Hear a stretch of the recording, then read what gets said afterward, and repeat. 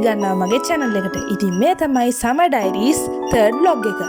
ඉතින් ඔන්න අදත් අපි ලස්සන trip එකක් යන්න තමයි හදන්නේ. ඉතින් අද අපි යන්නේ නුවරඑළිය.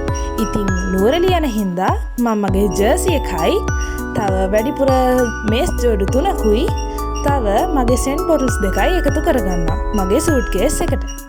ඉතින් ඒ වගේම තමයි අද අපි නුවරඑළිය යන හින්දා මම තව අයිස් කැප් එකකුත් මගේ සූට්කේස් එකට ඇඩ් කරගන්නවා. ඉතින් ඔන්න දැන් අපි හයිවේ එකේ යන ගමන් තමයි ඉන්නේ. දැන් අපි ගෙදර ඉඳන් මේරිගමට ගිහිල්ලා කුරුණෑගලින් එක්සිට් වෙන්න හයිවේ එකෙන් යන ගමන් තමයි ඉන්නේ. ඉතින් අපි ගෙදරින් පිටත් උනේ 4:00ට.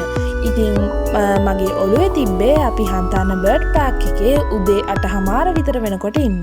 මොකද අපේ ගෙවල් තියෙන ටිකක් මීගමුවට කිට්ටු කරලා හින්දා.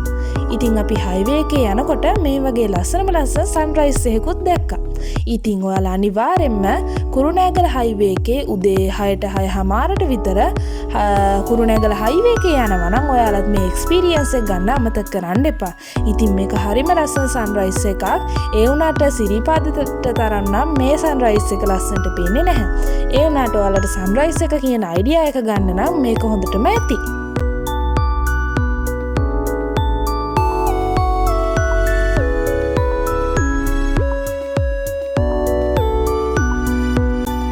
ඔන්න දැන් අපි අපේ ගමනාන්තයට ආවා.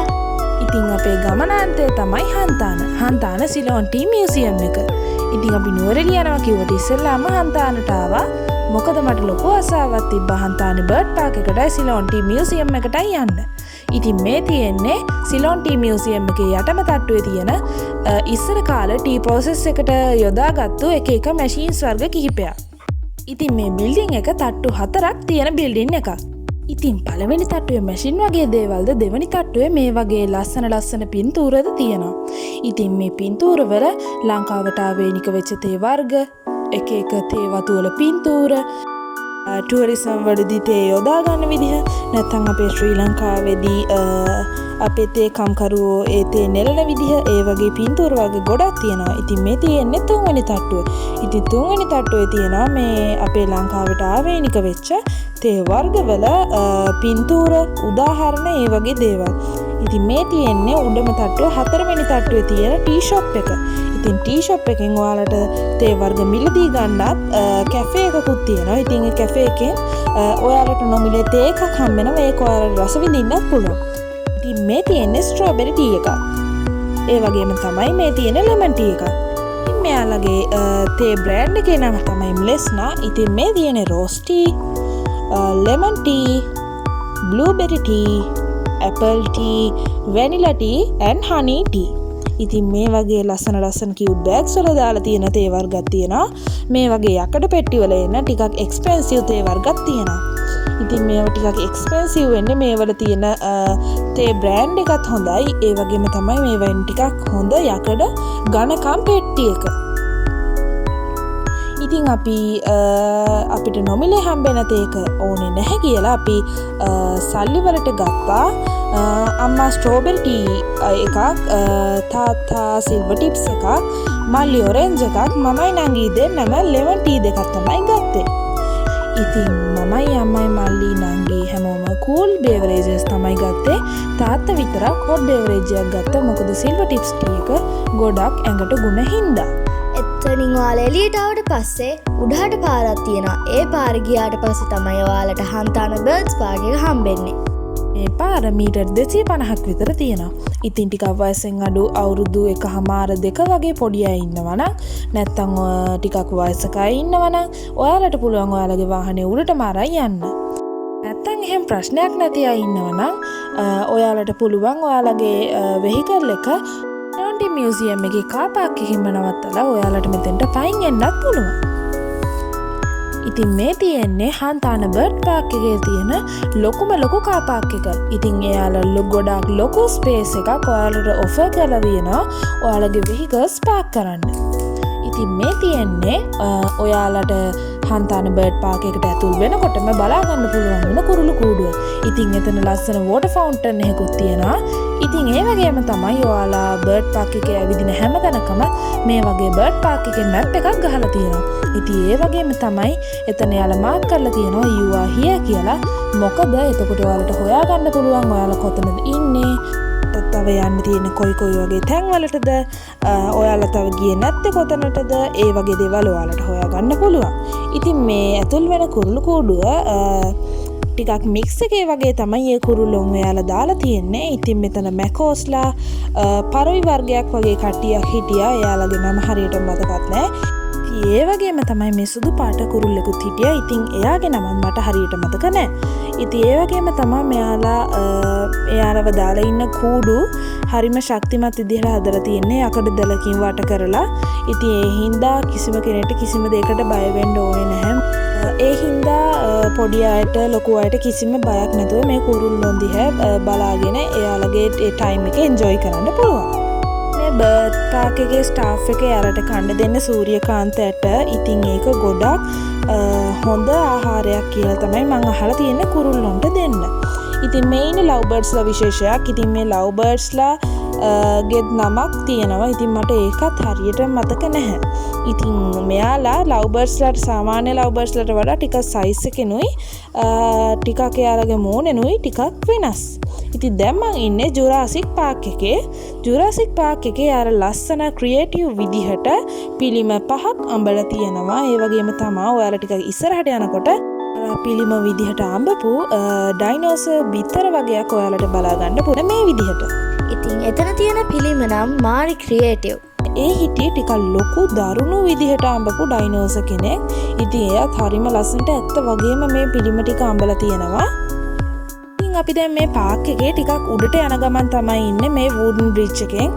ඉතින් ඇත්තටම ඔයාලට මේ ජුරාසික් පාක් එක බලන්න මේ වගේ ලස්සනට හදපු වුඩන් බ්‍රිජ් එකකින් තමයි උඩට යන්න තියෙන්නේ. ඉතින් දැන් අපි මේ කන්ද උඩට යන ගමන් තමයි ඉන්නේ. ඉතින් හරිම ලස්සන පාත් එකක් තමයි තියෙන්නේ ඔයාලට උඩට යන්න. මොකද දෙපැත්තෙම ලස්සනට ගස් කොළන් වලින් වට වෙලා යන පාරෙත් එක එක මල් වර්ගවල කොළ වර්ගවල එක එක කොටස් වැටිලා වගේ තමයි තියෙන්නේ. ඉතින් ඔයාලා ඒ උඩටම ගියාම ඒ වගේ මැමත් කෙනෙක් ඔයාලට බලා ගන්නත් පුළුවන්. එතනින් ඔයාලා දකුණු පැත්තට හැරුණාම මේ වගේ ලස්සනට කුඩ එල්ලපු ලස්සන පාත් එකක් තියෙනවා. ඉතින් අපේ මල්ලි හරි ආසාවෙන් තමයි මේ පාත් එකේ ගියේ. මොකද ඒක හරිම ලස්සනයි. ඉතින් ඒ වගේම ඔයාලා ඒ පාත් එකේ දිගටම ආපුවාම මේ වගේ තුම්මන් හන්දියේදී මේ වගේ ලස්සන ගිරව් විශේෂයක් ඉන්න කූඩුවක් හම්බෙනවා. ඉතින් මේ ගිරව් විශේෂයේ පාට 3ක් තියෙනවා. කොළ පාට, කහ පාට, සුදු පාට වගේ. ඉතින් මේ කහ පාට එක්කෙනත් අර කලින් මම පෙන්නපු සුදු පාට කුරුල්ලා වගේම තමයි. හරිම ෂෝක්. එයාත් වීඩියෝස් ෆොටෝස් වලට ලස්සනට ඉන්නවා. ඉතින් මෙයාලා කොළ පාට කිව්වට ටිකක් කොළ පාටයි අලු පාටයි මිශ්‍ර වෙච්ච කොළ පාටක් තමයි කොළ පාටයක තියෙන්නේ. ඉතින් දැන් අපි ඉන්නේ ටිකක් ඉස්සරහට ගියාම තියෙන මැකෝස්ලා ඉන්න කූඩුවේ. ඉතින් මෙයාලා කොයි වෙලෙත් කෑ ගහ තමයි ඉන්නේ. ඉතින් මෙයාලගේ සද්ද කාර් පාක් එකටත් ඇහෙනවා. එතනින් චුට්ටක් ඉස්සරහට ආපුවාම මේ වගේ ලොකු සමනලයක් ඉන්න තැනක් හම්බෙනවා. ඉතින් එතනත් ඔයාලට ෆොටෝස් ගන්න පාවිච්චි කරන්න පුළුවන්. ඉතින් ඒ සමනලයාගේ ඉස්සරහා මේ වගේ සුදු පාට මොනරු ඉන්න කූඩුවක් ඔයාලට බලා ගන්න පුළුවන්. එතනින් ඔයාලා කන්ද නැග්ගහම ටිකක් උඩට මේ වගේ වෝටර් සෝල්ස් කියලා තියෙන එයාලගේ ඇක්වේරියම් එක බලා ගන්න පුළුවන්. ඉතින් මෙතන නම් ටිකක් දුර්ලභයි නෙමෙයි. අපි එදිනෙදා දකින ගෝල්ඩ් ෆිෂ්, ටෙට්‍රා, කාෆ් ඒ වගේ මාළු වර්ග තමයි ඉන්නේ. මෙතන ඉන්න ගොඩක් මාළු පියෝ වෝටර් වල ඉන්න පුළුවන් මාළු. පෙලක් අය නම් මං ෆස්ට් ටයිම් එකට තමයි දැක්කේ. ඉතින් මම පෙලක් අයව නම් දැකලා තිබ්බා. ඉතින් මෙයාලා පෙලක් අයවත් කලවමේ තමයි දාලා තියෙන්නේ. ඉතින් මේ වගේ ලස්සන චූටි හාල්මස් වගේ මාළු හිටිය ටැංකියකුත් තිබ්බා. මාළු අතර ඉස්සේ කකුල ඉතින්නවා. ඉතින් මේ ඉන්නේ ගුරාමි මාළුවෙක්. ඒ වුණාට මට ඒ නම හරියටම ෂුවර් නෑ. දන්න අය කමෙන්ට් එකක් දාන්න යන්න. ඉතින් මෙයාත් හරිම ෆනි ජොයිෆුල් මාළුවෙක්. ඉතින් එයාත් එක්ක ඔයාලා යන හැමෝටම හරිම ෆනි එක්ස්පීරියන්ස් එකක් ගන්න පුළුවන්. පේනවනේ.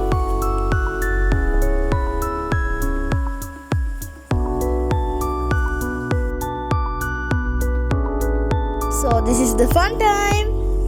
ඉතින් ඔන්න ඊට පස්සේ අම්මයි මල්ලි නංගි මගේ එනකන් අපි ගියා සෙල්ලම් කරන්න ටිකක්. ඉතින් හැමතැනම මේ බර්ඩ් පාක් එකේ චිල්ඩ්‍රන්ස් පාක්ස් හදලා තියෙනවා. ඉතින් ඔයාලට ඒ තැන් වලට ගිහිල්ලා ඔයාලගේ බබාලට විනෝද වෙන්න දෙන්නත් පුළුවන්. ඉතින් ඔය තියෙන ඇරෝ මාස්ටර්ස් ගේම් එක. ඉතින් මං කිව්වනේ මේ වගේ ලස්සන ගොඩක් ගේම්ස් මෙතන තියෙනවා කියලා. ඉතින් මේ තියෙන ඇරෝ මාස්ටර් ගේම් එක. ඉතින් මේක ප්ලේ කරේ අම්මයි තාත්තයි මල්ලි. මමයි නංගි චුට්ටක් පැත්තකට වෙලා එතන තියෙන නේචර් එක බලන ගමන් තමයි හිටියේ. ඉතින් එයාලා කිව්වා එයාලගේ එක්ස්පීරියන්ස් එක සුපිරි කියලා. ඉතින් අපිත් කිව්වා අපේ එක්ස්පීරියන්ස් එක මරු කියලා. ඉතින් මට මෙයාලගේ හරියටම ප්‍රයිසස් නම් මතක නෑ. හැබැයි එකෙනෙක්ට මෙයාලා ඊතල 5ක් දෙනවා. ඉතින් අම්මයි තාත්තයි නම් හරියට විදගත්තා. මල්ලිත් නම් චුට්ටක් එහා මෙහා ගියා. ඉතින් මේ ඉන්නේ හංසපාත්තෙක්. ඒ කුරුල්ලගේ නම් විතරයි මට හරියට මතක. ඉතින් මෙයා අර මැකෝස්ලා වගේ කොයි වෙලෙත් කෑග ගහ තමයි ඉන්නේ. මෙයාලා අපි යනකොටත් මෙයා කෑග ගහ තමයි හිටියේ. ඉතින් මං දැක්ක විදිහට මෙයාලයි කූඩුවේ මෙයා විතරයි ඉන්නේ. මං හිතන්නේ මෙයා පාළුවට කෑ ගහන එක්කෙනෙක්. ඉතින් ඔන්න හම්බන්තොට බර්ඩ් පාක් ගිය එක්කෙනෙක් නම් මේක මොකද්ද කියලා නොදැනෙන විදිහක් නැහැ. ඔයාලා අනිවාර්යයෙන්ම යනකොට මාලයි කරාබුයි ගලවලා යන්න පරිස්සමෙන්. මේක මං කලින් කලින් කරලා තිබ්බේ නැති හින්දා මට ඇත්තම කිව්වොත් මාර සතුටක් දැනුනේ. ඒ වුණාට ඉතින් චුට්ටක් රිදෙනවා එයාලා අත උඩ ඉඳ ගන්නකොට. මොකද එයාලගේ නියපොතු ටික කුල් හින්දා අත් වලනවා. ඉතින් ඒකට ඔරොත්තු දෙන කෙනෙක් වෙන්න ඕන ඔයා. ඉතින් මේ ඉන්නේ පැස්බරු. ඉතින් ඔයාලා බර්ඩ්ස් ෆීඩින් බෝඩ් එක ගාමින් චුට්ටක් ඇතුළට ගියාම ඔස්ට්‍රිච් බ්‍රීඩින් කියලා තියෙනවා. අන්න එතන තමයි මෙයාලා ඉන්නේ. ඔයාලත් අනිවාර්යෙන්ම යන්න. සබ්ස්ක්‍රයිබ් කරන්න, ෂෙයා කරන්න, කමෙන්ට් කරන්න. ආයෙත් සෙටෙමු.